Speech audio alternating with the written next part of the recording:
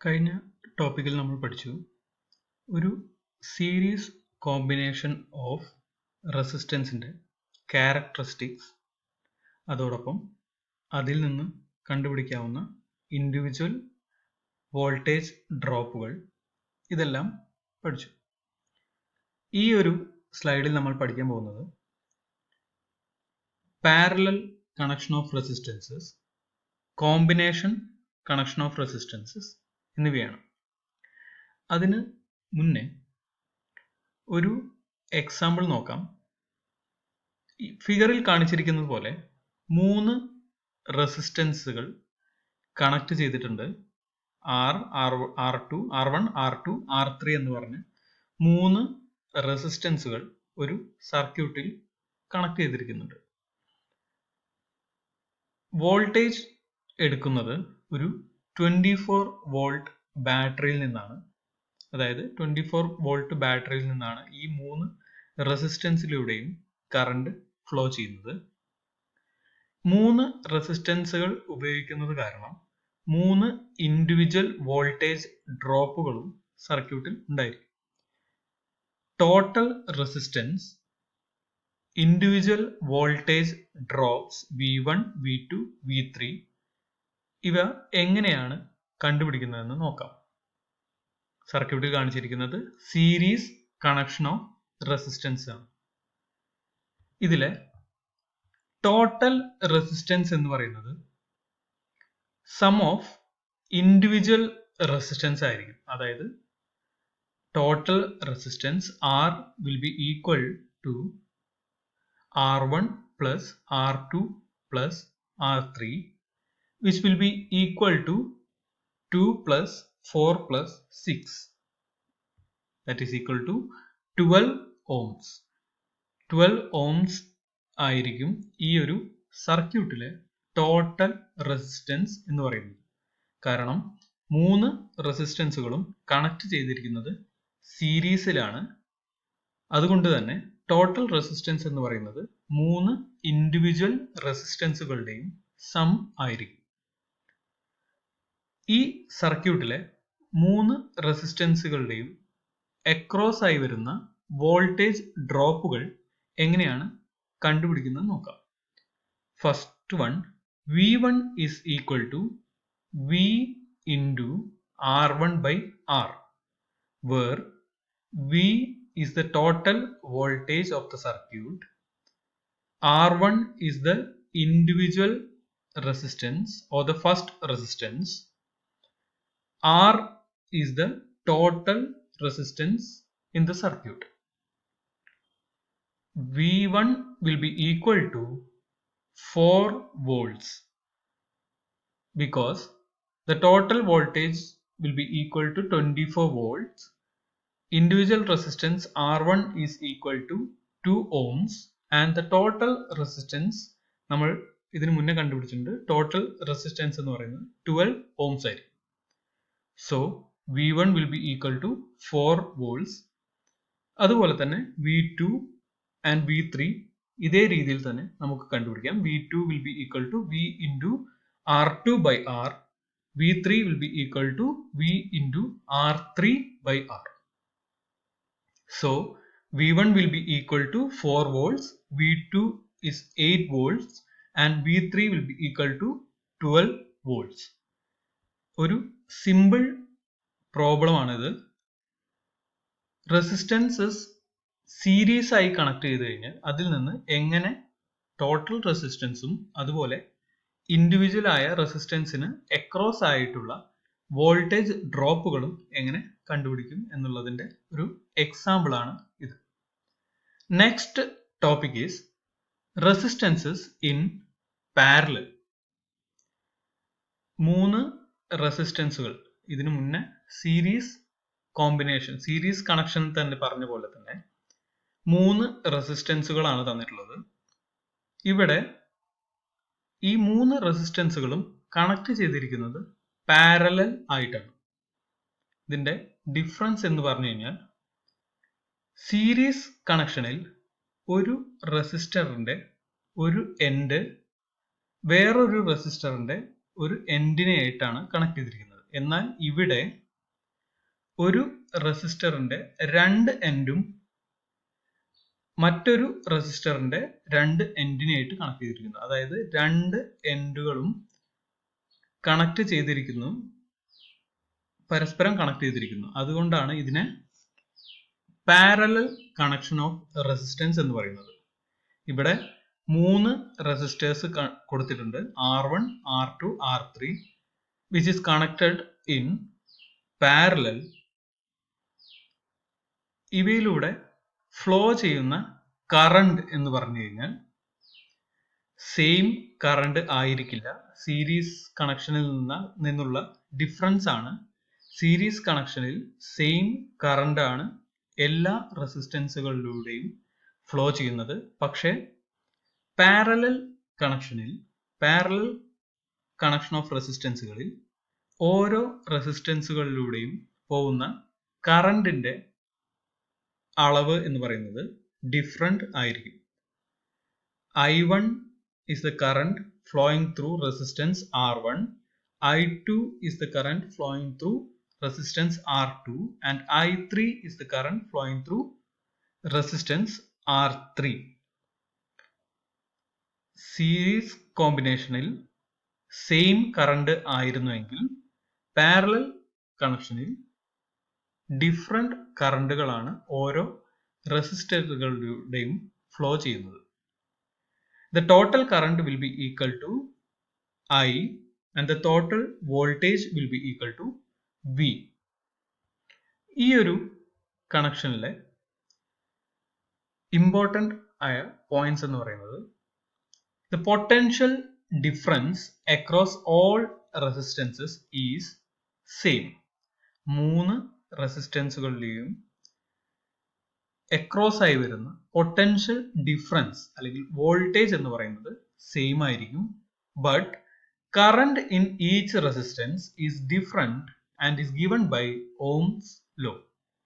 Series കണക്ഷനിൽ മൂന്ന് റെസിസ്റ്റൻസുകളിലൂടെയും ഫ്ലോ ചെയ്യുന്ന കറണ്ട് സെയിം ആയിരുന്നു, വോൾട്ടേജ് ഡിഫറെന്റ് ആയിരുന്നു. പക്ഷേ പാരലൽ കണക്ഷനിൽ മൂന്ന് റെസിസ്റ്റൻസുകളിലൂടെയും ഫ്ലോ ചെയ്യുന്ന കറണ്ട് ഡിഫറെന്റ് ആയിരിക്കും, but voltage will be equal. The total current is the sum of the three separate currents.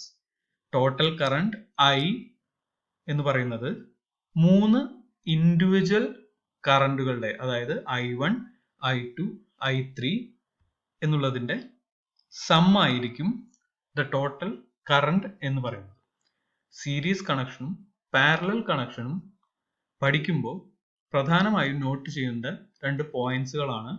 ഒന്ന്, സീരീസ് കണക്ഷനിൽ കറണ്ട് മൂന്ന് റെസിസ്റ്റൻസുകളാണ് തന്നിട്ടുള്ളതെങ്കിൽ മൂന്ന് റെസിസ്റ്റൻസുകളിലൂടെയും ഫ്ലോ ചെയ്യുന്ന കറണ്ട് എന്ന് പറയുന്നത് സെയിം ആയിരിക്കും, വോൾട്ടേജ് ഡിഫറെന്റ് ആയിരിക്കും.